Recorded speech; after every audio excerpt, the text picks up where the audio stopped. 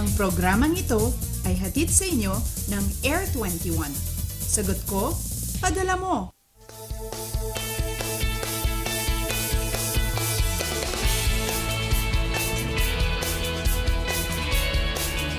Good morning, Pilipinas! Time check muna tayo. Ang Philippines time po natin ay 4:58 na po ng umaga. Kamusta po kayong lahat?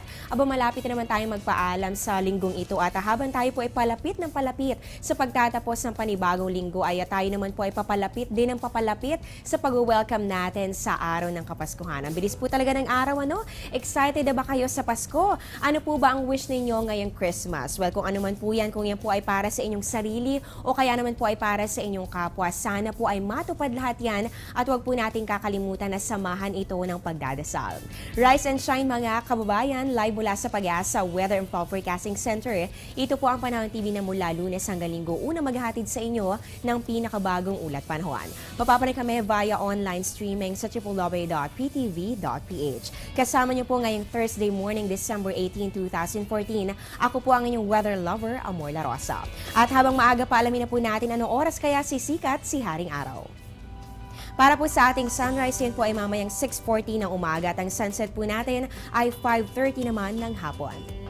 Sa ating moonrise, yan po ay 2:23 ng madaling araw kanina at ang moonset po natin ay mamayang 2:21 ng hapon. At ngayon po para po sa ating face of the moon, tuloy-tuloy pa rin po ang pagpapakita ng waning crescent moon ngayong araw, December 18. Ang waning crescent moon ay tinatawag din po na old moon at ang nangyayari po dito kapag po yung buwan ay halos kalinya na ng ating mundo at ng ating araw. Ngayon nga po ay less than half of the moon ang naiilawan ng direktang sikat ng araw. At para po sa araw na ito ng Huwebes, meron po yung 15% illumination.